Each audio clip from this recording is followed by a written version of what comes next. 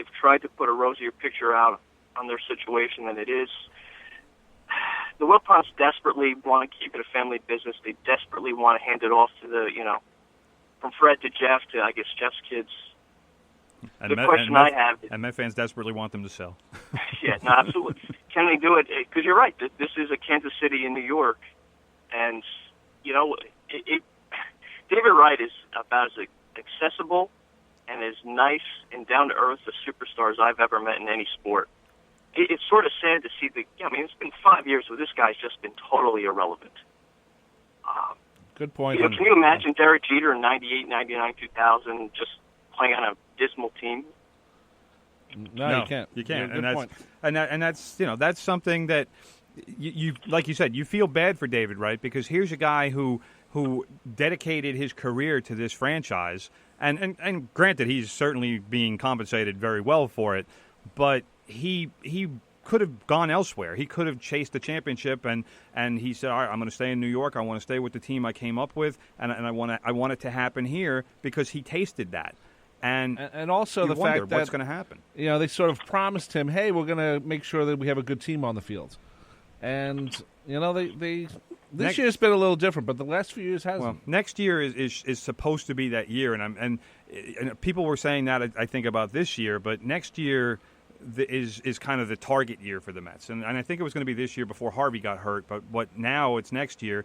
But now the pressure is going to be on Sandy Olson a little bit, and it's also going to be on the Wilpons because they're going to need to give Sandy the money to spend.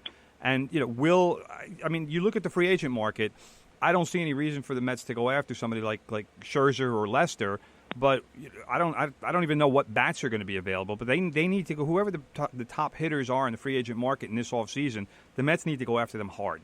I hope so. I hope so. Well, I agree, and I would love to see the Mets finally make a decision on who's going to play shortstop.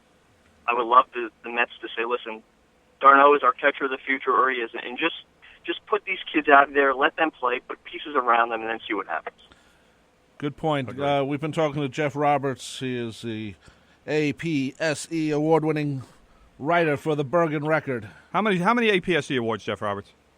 Go ahead, brag a little. I honestly don't know. Well, several, at least 4, which is remarkable. We thank you for joining us today, man. I'm sorry, did I cut you off? You were going to say something. Go ahead, Jeff Roberts. Brag a little. I'm just going to say the awards don't make any more money, so I tend to forget them. But they make you feel better. So. Yes, as somebody who's won one, I know you don't make any more money from it. You guys need it's better nice. agents. It fills up space on the wall, though. You guys need better agents. That's the problem, boys. We need agents in the first place. Anyway, Jeff, we appreciate you coming on, talking about the Giants and the Yankees and the Mets, and we'll have you on again soon. Much appreciated. My pleasure, gentlemen. Great stuff, Thank Jeff you, Roberts. boys. Appreciate it. All right, take care. Take care, man. Bye-bye. Tune in to Thunder Road for... The heart-stopping, band-dropping, hard-rocking, earth-shocking, booty-shaking, love-making, Viagra-taking, history-making, legendary...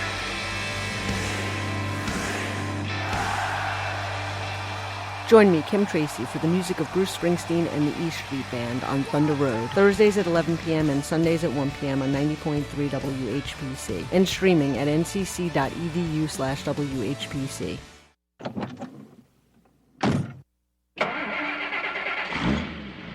When you're just driving around the block or up this street, you don't need to wear a seatbelt because you know you're not going to be in a car crash, right? Wrong. Because anybody who's ever been in a car crash can tell you they never saw it coming. So always buckle up. Always. A message brought to you by the U.S. Department of Transportation, the Ad Council, and this station, 90.3 FM WHPC, the radio voice of Nassau Community College. Hi, we want to tell you about a program with real appeal. There is a high-quality, low-cost paralegal studies program right here at Nassau Community College. It can be your major while earning your associate's degree. Or taken as a certificate program if you already have a 2- or 4-year college degree. It can be the start of your legal career or a great second career. It is also a great credential in the business world. Many of our paralegal graduates go on to 4-year colleges and even law school. You can complete the certificate program in several months. Paralegals work in private law firms, government, and corporations on Long Island and New York City. You can start in the summer, fall, and winter, attend full or part-time, days, nights, or weekends. Our tuition is low, and the program is approved by the American Bar Association. For more information, contact the Paralegal Program at 516-572-7774 or email us at paralegal@ncc.edu.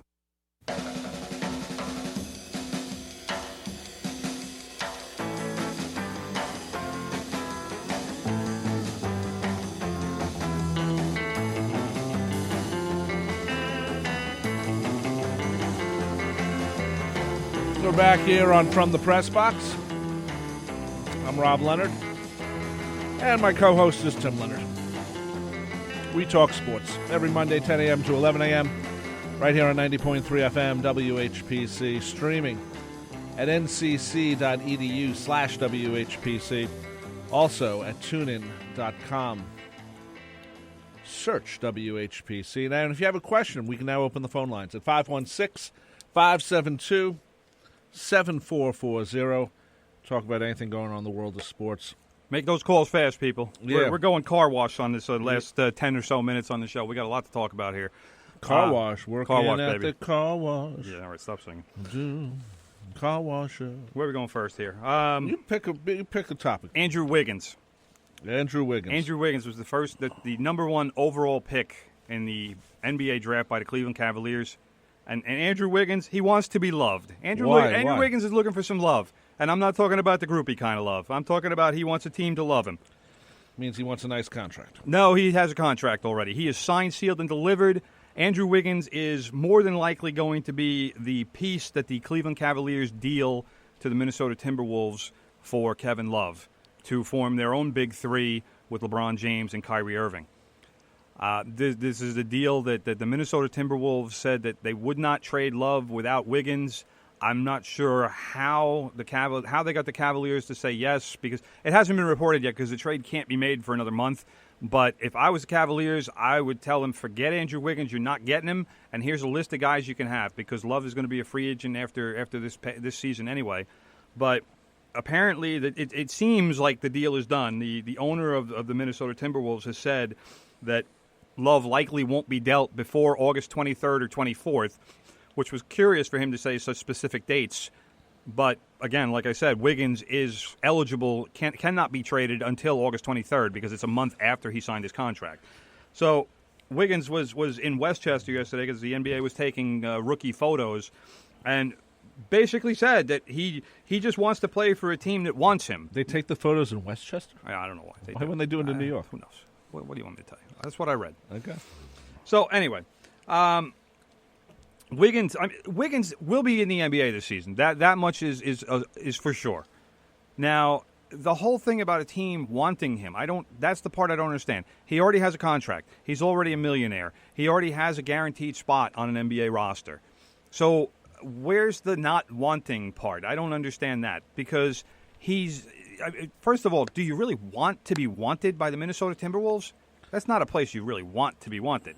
Depends on how they make the team available to you. Horrible. Maybe they trade him to the Knicks. No, not even close. I wish, because I would love to watch Andrew Wiggins for the next 15 years. I would. He's too. an awesome player. He's only going to get better. So, but that's what's going on with him. Carmelo can take him under his wing. Oh no, I don't want that. Wiggins is better than that. Anyway, but Andrew Wiggins, really for his own good, should just at this point shut up. Don't say anything. Don't talk to anybody.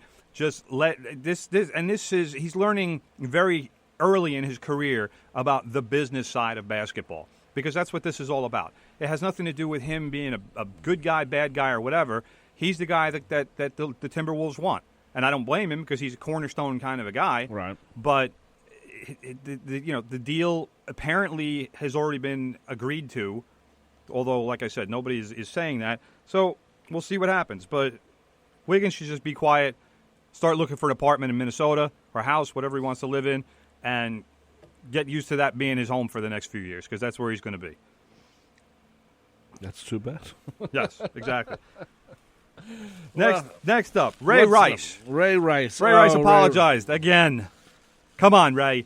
At least this time, I'll give Ray credit. He sounded sincere. I saw that. Which the first time he did his little apology was a disaster. It was Sports Center or someplace else. They played the same question asked by different people, and he gave literally the same canned response every time. And he actually looked stupid after the fourth time. I know that, but they rehearse.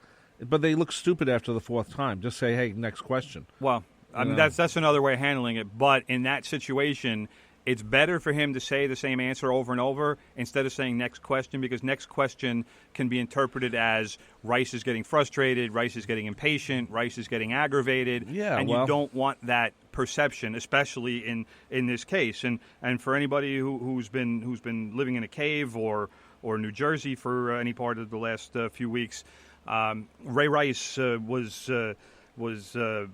suspended for only 2 games for allegedly, we have to use the word allegedly, knocking his wife or his then girlfriend out in a casino in Atlantic City, and he was shown on videotape dragging her out of an elevator because she was unconscious. Rice has since married the woman that he allegedly beat up and abused, and needless to say, plenty of people were outraged, since outrage is the thing these days, but rightfully so outraged that he only got a 2-game suspension from the NHL or the NFL for his actions. Now, when you consider that NFL players are suspended 4 games for marijuana, 2 games for knocking a woman unconscious certainly seems pretty light. And Roger Goodell has been taking a lot of grief from a lot of different areas for this decision. I know Frank DeFord earlier in the week called for Goodell to resign, and he's not the only one, because it really is it reflects poorly, I think, on the leadership of the NFL to say that knocking a woman unconscious, and the NFL certainly has issues with domestic abuse, spousal abuse, girlfriend abuse, whatever you want to call it. And Ray Rice is certainly not the only person. Former Giants lineman Luke Pettigrew is in a situation right now where his ex-wife had to get a restraining order. He broke the restraining order. They're going to court, and you know, why hasn't all of this kind of gotten through to him? It should no longer be an issue, but it's still an issue. And there are plenty of other people. There was a player whose name I can't remember off the top of my head right now, played for Kansas City, who shot his girlfriend, wife, and then shot himself in front of the coaches a couple years ago. Oh, yeah, I remember that, yeah. And that, I mean, this stuff happens over and over in the NFL, and Goodell could have made a statement with Ray Rice, and instead he made a bad statement, basically saying that this isn't as important to us as it should be. He's not going to make a statement with Ray Rice, though. Well, but he should. But he's not. Well, he should. That's the whole point. This is how things get done, and this is how improvements are made. You make statements like that. We got one more thing you said you wanted to talk about, the MLS All-Star Game happening MLS Wednesday. All-Star Game happening Wednesday in Portland. I have to say, I'm not crazy about the format.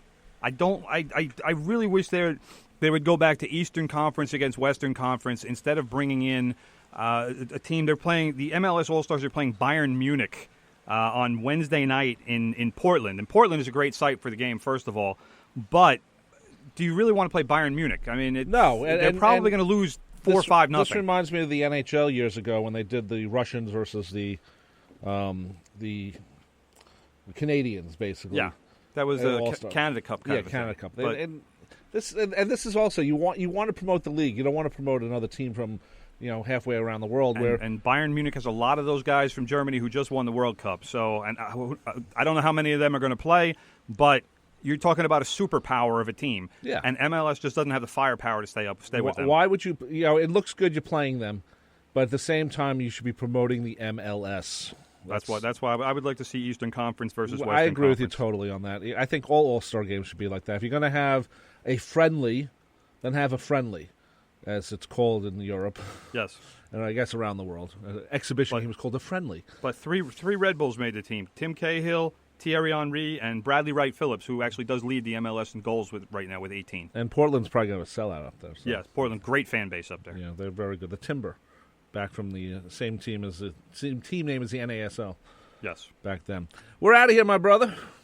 My name is Rob Leonard. Joining me, as always, is Tim Leonard. And we talk sports every Monday, 10 a.m. to 11 a.m., right here on 90.3 FM, WHPC, Garden City, New York.